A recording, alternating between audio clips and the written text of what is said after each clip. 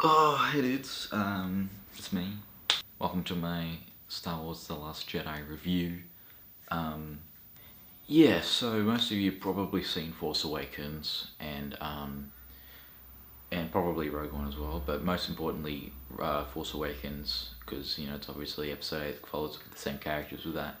Um, Force Awakens, obviously, basically episode 4 again, which isn't necessarily a bad thing, but because episode 4 is great, so using the same sort of beats and character archetypes and all that sort of that mold into a new movie is obviously not going to be the worst thing, but it was pretty lackluster, and in my opinion, and yeah, it set up some things which I thought would pay off in this one.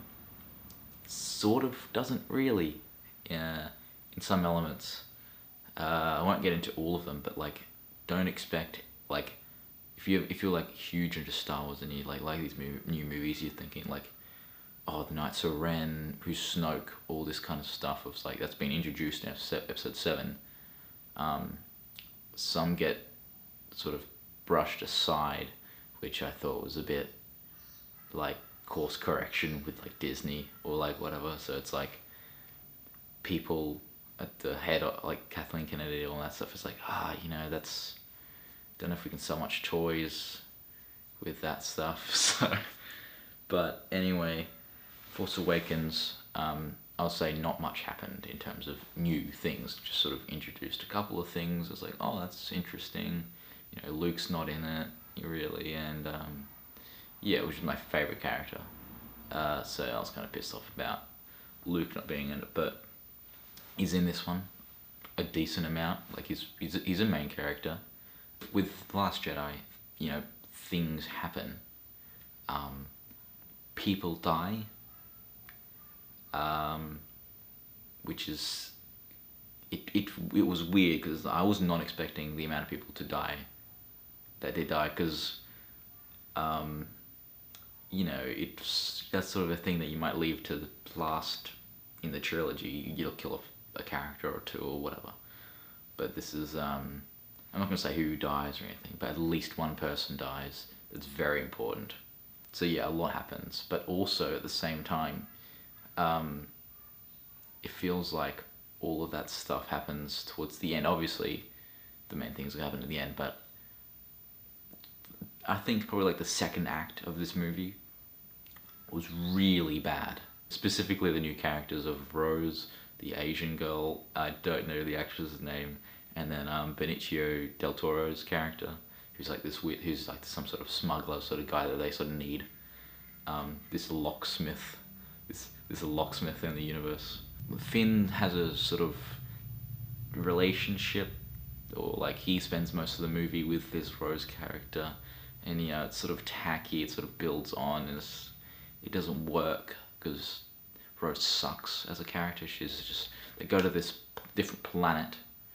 I can't remember what it's called, but it's basically just a casino with rich snobs who are bad people, and she's like, oh, these people are bad. That's the only reason we know they're bad is just because she says they're bad. Really, they're not. All they're really doing is just gambling, which is okay, nice visual storytelling there. I really just being told this person is bad. It's okay, righto. And I guess they are sort of bad, but they're really just greedy. If anything, they're not evil. They're not dark. They're not Snoke or whatever. But that whole, there's 30 minutes of this movie that I would like removed in its entirety. But yeah, my main sort of problem with the movie, I reckon, is the humor. There's way too many jokes in this movie for it to be actually funny, if you know what I mean. Everything is just there's it's almost as if Disney sort of said, okay, we gotta make it funny. So the director or the writers or whatever are okay, we'll put in some jokes and then like the last minute didn't work. I never laughed, I don't think, in the cinema. I maybe smiled at like one, and even Luke did some like jokes, which was weird because his character, which is my next point, his character is not episode 6 Luke. Obviously, you think he's gonna, like, you know, watch episode 6, he's like, okay, he's completed, he's learned a lot of lessons over the course of the 3 movies, and you know, where can he go from here? It's like, okay, where can he go from here? Downhill, I guess, is where he can go from here. He's sort of all, you know, you can see this from trailers, like, you're the Jedi dead or whatever. Yeah, he's a bit grumpy in his characterization, and so when he does these sort of weird jokes, or like, you know, funny thing, they obviously everything that's supposed to be funny is just too obviously funny. Like, it's just like, laugh now please, and then it's like a serious, like, someone fucking dies, or someone, you know, someone is like, oh, action, like, thrill, and then it's just like someone says a funny, and then you laugh, and then it's like, oh, this is all wrong. This is not right. Like, stuff I liked was the visuals were good, especially the part where, I think you see, I haven't really seen the trailers, but like the part with like the red sort of salt or something, like sparking up after with the fighters on the sort of Hoth planet, basically, with the AT-ATs, or, you know, the new AT-ATs, whatever the fuck they call them. So specifically, that planet was visually actually really good, especially the last 3 movies that have come out, like Force Awakens, Rogue One, and Last Jedi. That scene was probably my favorite scene, or at least visually, out of the last 3, you know, which isn't saying like a lot, because I hated Rogue One. Force Awakens was fine, it was fun, you know, it was decent. And this one is, you know, I'm still sort of forming my opinion about it, but like, these are just some initial thoughts. I might do it, like, especially in my spoiler review, I'll get more into that if I do that. So basically, like, should you watch this movie in the cinema? Should you pay to see this movie in the cinemas? Depends who you are. If you love Star Wars and you'll eat anything Star Wars up, then yeah, go see it. But if you're someone like me who likes Star Wars but doesn't necessarily mean that if something's Star Wars, I like it. Like, if you're like that, if just because something has Star Wars written on it, you don't eat it up. If you're like that, then maybe don't see this movie in theaters. Maybe wait for it to come out on streaming services, or however you watch your movies post cinema release. I should probably talk about Rey. Yeah, so Rey is a character in the film. Every review I've seen of like the movies, or just in general of Force Awakens, or anything talking about Star Wars, it's like Daisy Ridley. Like, she's like one of the best parts, and it's like, and for me, it's like, I don't think she's that great.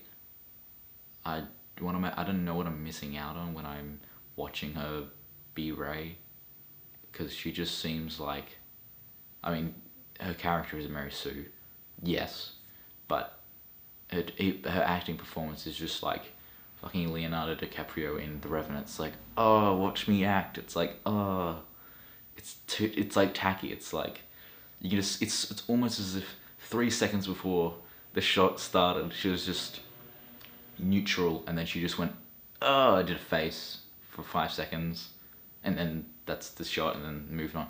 But it's like, oh, I know she did like a lot of training or whatever, but like, I don't know, I don't like his performance. Poe was fine as a character. He actually did something in the movie that wasn't just fly around, which he did do that, obviously, but he also sort of he learned a lesson or something.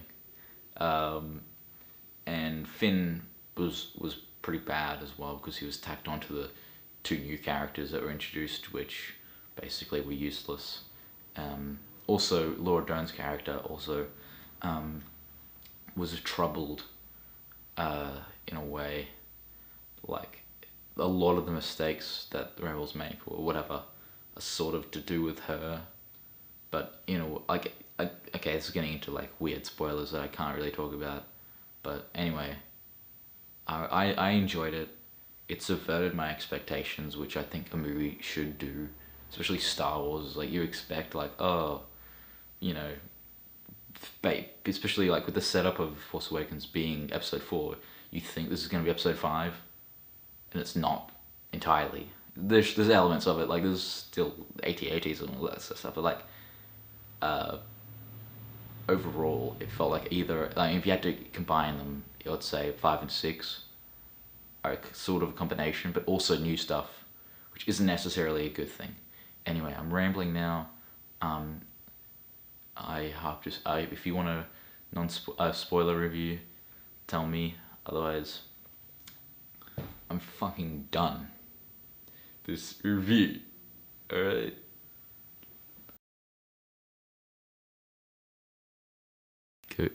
Go see Star Wars in the cinema.